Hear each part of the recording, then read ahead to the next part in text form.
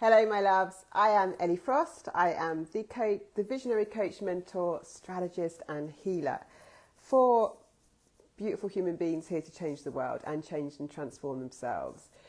I want to talk today because I do a lot of trauma release work with people and self-actualization, bringing them into their fullest expression in life, in their business, in their life, in who they are, what they want to experience. I want to talk about how do we know when we've healed. Now, caveat is, healing is an ongoing journey. We're not looking to be fully healed. We're in a human experience that's evolving. But there are some hello, my love, I can't see who you are, but say hi. Comment, let me know who's here. But there are some very monumental moments, right, that we can use that really show a deep level of healing has occurred. This one I'm going to talk to you about today is such a huge breakthrough for people. You know you've really healed when there is no one else other than yourself that you'd rather be. That with all that with all your struggles, with your whatever amount of money you may have or not have, whatever debts you may have or not have, whatever your physical condition or appearance is, you can truly say that there's no one else you'd rather be on the planet. No matter what you've been through, no matter what you're currently living through, that you are choosing that, you're knowing that, you're feeling that in the moment right now. Yeah? At that point, you don't look outside of you to compare because you know there's no one else you'd rather be. Yeah? And if you can get to that place with your current struggles, right? Not because you've achieved something, but because you love who you are. Yeah? And you wouldn't change any of your past. And I've had a traumatic past. No matter how traumatic it was, yeah? You still wouldn't change it because so many of us, right, are looking for for someone outside of us to make it better, or we feel like this resentment. I teach my clients, forgiveness work is amazing, by the way, but the reason we need to practice forgiveness, part of it is because we're still attaching resentments. So many of us have an idea that if that hadn't happened to me, or they hadn't treated me that way, or if that person hadn't been like that, I'd be in a better off situation. And in theory, we think that because maybe I've been through a lot of betrayals emotionally, sexually, financially, but even still, I can't say for sure that my life would have been better. Yes, in the moment, there were what seemed like temporary losses, but those things were the catalyst for me to be able to self-actualize and come into a higher calibration of personal power. So sometimes we're not using our blessings. So sometimes there are big events in our life, but they are the exact thing that we need, right, to expand and grow us. And we misinterpret them and we think we're losing when we're actually winning. There's no way I'd be as strong and powerful and discerning and, as I am today. If I hadn't have had those experiences, I don't need them anymore. That's done. They can't even come anywhere near me, those kind of experiences. But they were such a catalyst for change, So when we're at a point where it's even if, and especially if your life doesn't look like how you want it to be, if you are at a point where you would still rather be you than anyone else, with all your problems, with all your things that you might have judged about yourself, that is a beautiful moment in time. And when we can come into that level of self-love, guess what? We stop denying our desires and dreams, yeah? You have to love yourself enough to choose yourself. You have to love yourself enough to say, hey, that thing inside of me, those dreams, those desires, I'm going to give myself that because you give yourself that. And again, it's where we put our energy, our time, attention and resources, including money, focused in a way that ignites our soul. Not in a way that pacifies our emotions. This isn't about I emotionally buy a pair of shoes to make myself feel better. There's healing to do there. But when you're investing in things like coaching, if you're investing in your self-development, if you're investing in your well-being, yes, 100%, but we've got to look at where we're pacifying and not actually loving ourselves. We're not supposed to be fixing ourselves on the planet. We're supposed to heal, to evolve, to self-actualize and come into such a level of deep kind of gratitude and respect for the person we are. If you can look in the mirror and say, I love you, there's no one else I'd rather be on the planet. Yeah? Then it doesn't matter what anyone else has got. And it doesn't matter what they did to you. It doesn't matter. You're not attached to it. It's irrelevant to you because you'd still choose you. This is a very powerful point. Very, very powerful point. Very healing point. I was listening to a song this morning, right, which I love, and it's by Whitney Houston. and it's called One Moment in Time. And I would play it, but you're not allowed, I don't think, on this platform.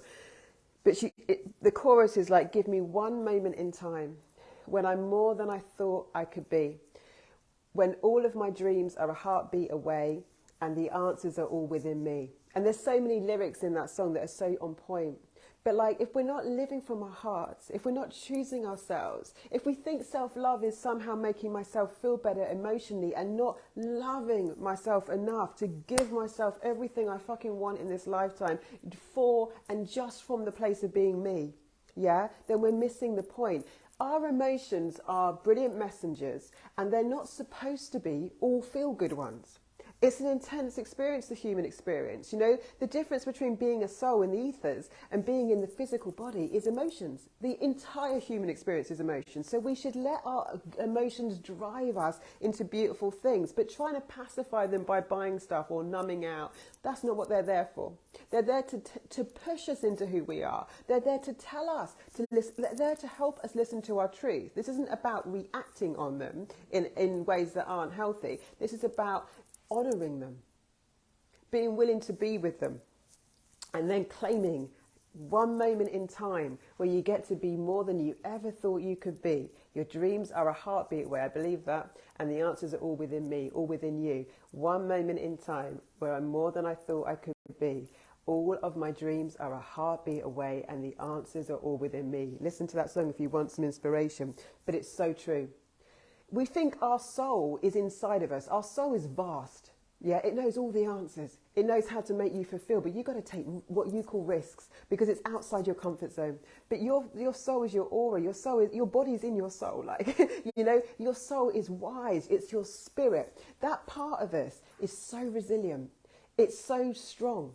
It never breaks. It goes and goes and goes and goes. It can take whatever life can throw at it. And so when we can unite our divinity, our soul, with our purpose, our soul desires, and our human, yeah, we are very powerful from that place, yeah? So, like, it's this unity of us and us. We're not just a human, and the human isn't inferior. I say, like, there's nothing more divine than a human being. Why? Because read all the religious scriptures. God makes man in his image. How can we be condescending of the human? But also, we're meant to make mistakes. The human experience was about limiting our consciousness so that we learn, we grow, we have emotions. You wouldn't want to watch a movie that was just like, oh, everyone feels good, the end. You love the journey. When we watch movies that excite us and tantalize us and put us on an emotional ride, that's what we came on the planet to do. But we have a negative emotion. None of them are actually negative. We go, oh, that's wrong. I shouldn't feel that way, so I'm going to pacify my way out of it rather than trust the message. Or you have a strong desire. I want to do that one day. I want to speak on stage. I want to, I don't know, invest in that coach. I want to expand myself and go on a retreat. And then you shut it down because your emotions, your soul, it talks to you through these emotions. Now, hang on a second when I say that, because I am someone who's very good at releasing trauma in people. A trauma response is different to that. Trauma responses are very urgent and they are related to fight, I want to argue with you. Flight, I need to get the fuck out of here. Freeze, I'm completely stuck and frozen, I am procrastinating. And fawn, which is the people pleaser. I'm now not being authentic because I need you to like me because I don't feel safe. Now, that's not our guidance system. That's our trauma responses, right? So we have to separate these two out.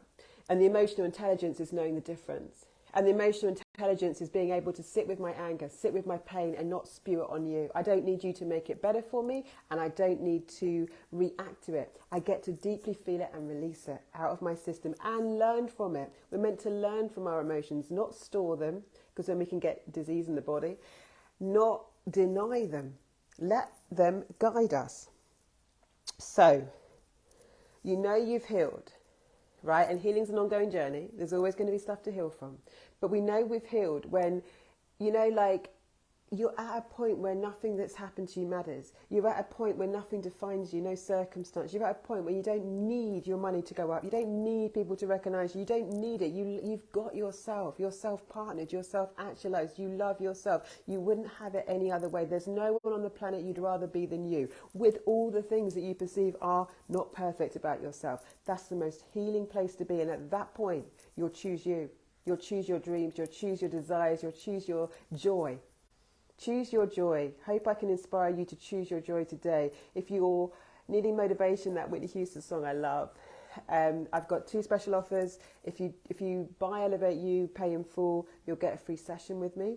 It's a self-study program that will change your life, your business, your brand, your strategies, and activate your genius, align you with your purpose. I've got a one-on-one for 6 weeks, which is unusual for me because I'm doing a year or 6-month containers for that. And it's a strategic container where we really get clear on your brand, we get clear on your offerings, and we get clear on your sales and marketing. So I also do have trauma release sessions available, and I've got a very unique channeled way of clearing trauma. People in my world have rapid transformations, and there is a support you need around that, you know, because it's like I was saying to my client this morning, we're like circuit boards of electricity, and as we expand our vibration, it can be a lot of energy, a lot of activation coming through. So, you know, it's good to have someone like me to support you through that. Contact me about those things. I'm sending you a lot of love. Now, do not punish yourself or think you're wrong or not healed or somehow damaged. None of us are damaged in any way. We're on a journey. There's nothing wrong with you if you don't really want to sometimes be who you are. It's a natural part of the human process to have those thoughts a lot of the time. But when you can start moving towards that, be willing to understand that, be willing to choose yourself. Just start slow. Start with, I'm willing to choose myself. I'm willing to want to be me. I'm willing to not want to be anyone else. It sounds like a strange question, but it's so true. For many of us, we're rejecting ourselves at such a deep level, which is why we're not bringing into our lives, manifesting the things we want. I choose me, I love me. You can say that in your eyes in the mirror. I wouldn't have it any other way. Everything I've been through, I still choose myself. Everything I am right now, I still choose myself. There's nowhere else I'd rather be. There's no one else I'd rather be. No matter what I have or haven't got, I still choose me. That's the point of power. That's the point of self-acceptance. That's the point of it doesn't matter what anyone did or said. You're not looking for them to make it up to you. You don't need anyone to make anything better for you. You've got you. Yeah? Lots of love, guys. I'll speak to you soon.